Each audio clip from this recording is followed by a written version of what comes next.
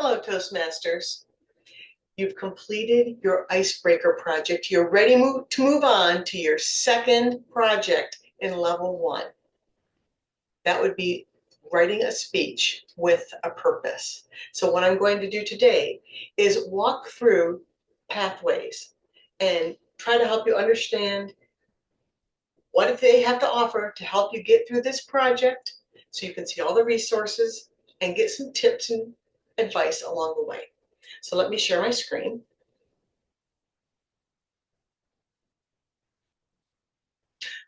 When you log in to Toastmasters International, you'll have to go to Basecamp in order to access Pathways, just like you did for the icebreaker. When you get to Pathways, you'll click on your pathway. I happen to have multiple. You'll probably just have one, so you'll click on that tile with your pathway name. This is a little big. Let me look here. We are done with the icebreaker, so now we're doing writing a speech with a purpose, and everything underneath of that has been expanded. The first item, writing a speech with a purpose, it gives you a resource list that you can download, including the evaluation form and some worksheets that can help you along the way on this project.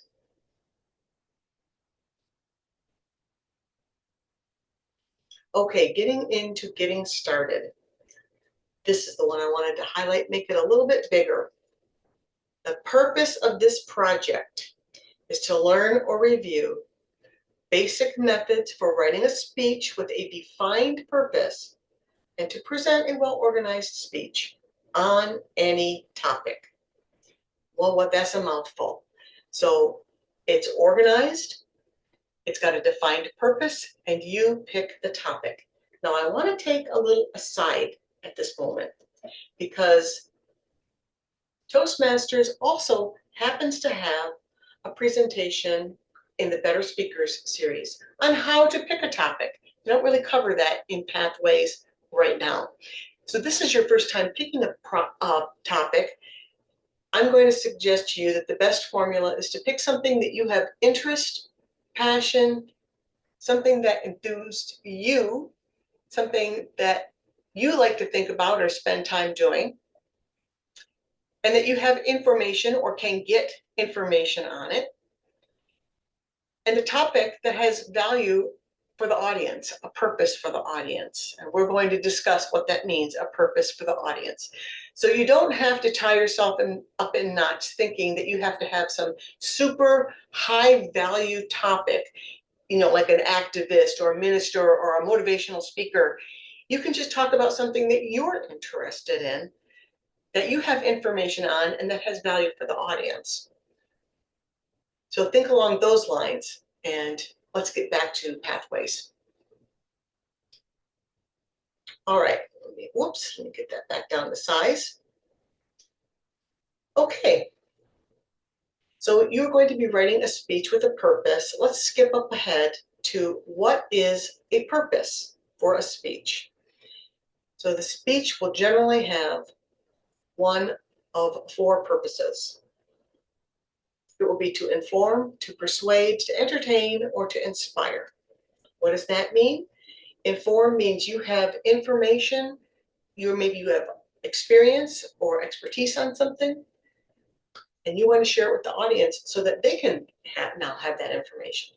If you're going to persuade, that means you're going to have an ask at the end. You're going to have a call to action. You want them to do something, make a decision, think differently, act in a different way at the end of your speech. To entertain is to have some kind of an emotional response to what you're talking about. Usually an entertaining speech is funny and you're looking for laughs.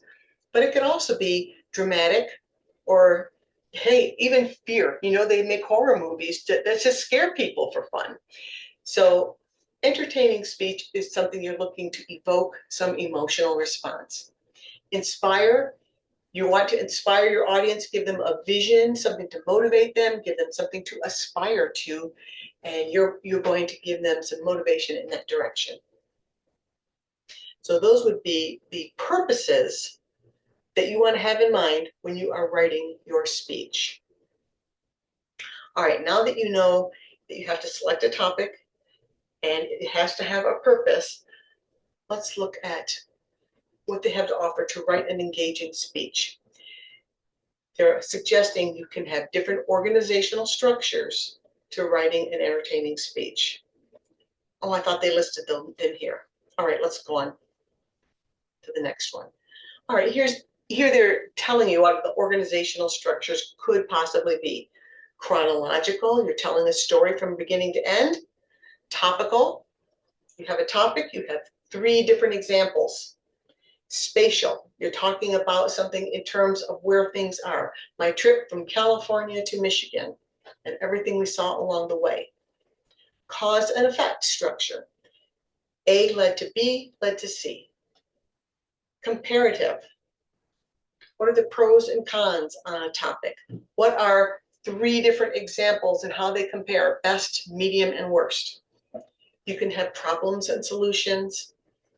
And here's one that I find kind of odd. Particular, general, particular. I want to talk about tigers. There are 3 different genres of tigers: Asian tigers, Bengal tigers, African tigers, and these are their aspects. And now that you know these aspects of these general aspects of the tigers, let me tell you particularly which ones I like and where you might see them. So it's kind of a big circle. So there are some different organizations you can use to fit the purpose of your speech. And here are some question and answers that can help you to figure out what organization works best for you. Ah, yes, now they're talking about select a topic. All right. You select the topic, you have an introduction. And when you do the introduction, you always want to engage the audience in the introduction. There are some different ways to do that. You can tell a joke. I don't like telling a joke at the beginning because I think it throws people off a little bit. What I like is asking questions, asking rhetorical questions, telling a little anecdote that is a segue that leads into your story. Those are my favorite ones. And of course, there's others. You can do quotes. And gosh, now my mind's going blank, but you can use different ways to get the audience's attention. You want to get it right away because once you're into your speech, if you haven't gotten their attention in the introduction, you might never get it in the body of the speech. In the body of the speech, you want to have your main points and you want to have transitions between your main points. So let's say you have 3 main points. It helps your audience to follow along if you have some really good transitional statements between them. Like you might say, first, I want to talk about X. You talk about X. Now, second, I want to talk about Y. And you talk about that topic. Finally, let's look at Z. Use those transitions in between your main points. It helps the audience to follow along. Then you have your conclusion. The conclusion, you want to sort of wrap up, summarize what you've said, and give the audience some final thought, some punchline, some takeaway. They say that audiences mostly begin the first thing. Remember the first thing and the last thing that you said. So give them something at the end, the most impactful, high energy statement that you want them to remember afterwards, long after your speech is finished. That's what you want for your conclusion. And that conclusion, of course, is going to be based on your purpose. If you wanted them to be entertained, you'll end on some kind of a statement that has that, whatever was that entertaining aspect. Was it drama? Was it a joke? Is it something scary, a warning?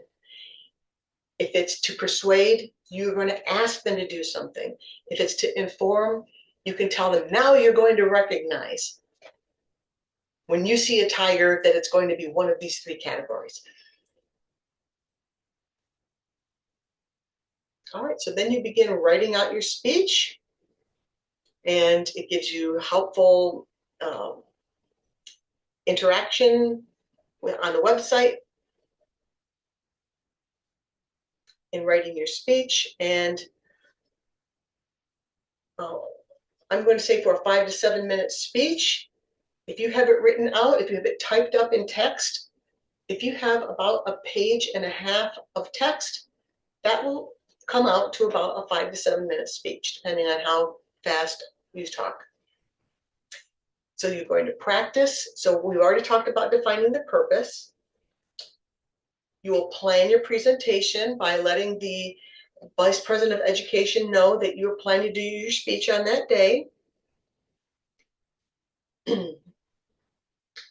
Let's see. Oh, I want to come to that spot where it says that you enter the name of your speech. Where is that?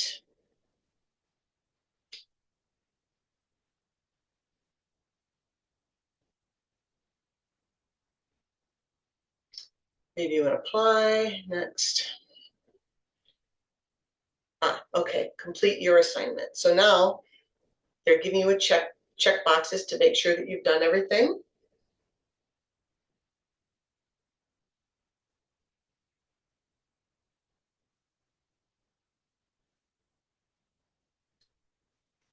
And make sure that you enter in the complete your project section, your speech title, the date that you plan to give your speech or the date that you did do your speech, the club. You can select the person who did evaluate you or who will evaluate you. Hopefully that's already planned in advance as well.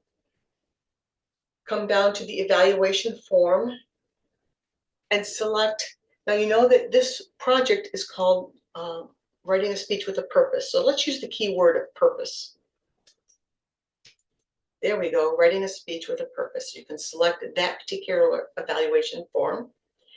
And once you have entered that information, you save it. If you say save an email, it will email this evaluation form to the person that you selected as an evaluator. And that would be very helpful for them to receive that before the meeting. And once you give that speech, you know you're going to get feedback. You click the before you move on, after you've done everything, click on complete my project. When you do that, all these check marks will be green and the complete a speech with a purpose project will also be checked off green when you look at the overview. When you look at this overview, you'll see that checked off.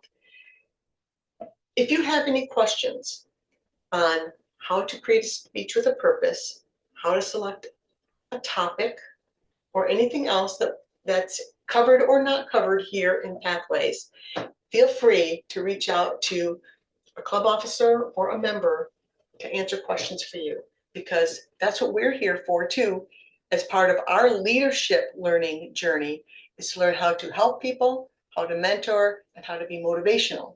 So you're not bothering us, it's part of our journey too. Hey, maybe you're one of those people who's very gung-ho, you don't need any help, you're gonna plow through it and present it to us. Great, we're looking forward to see it.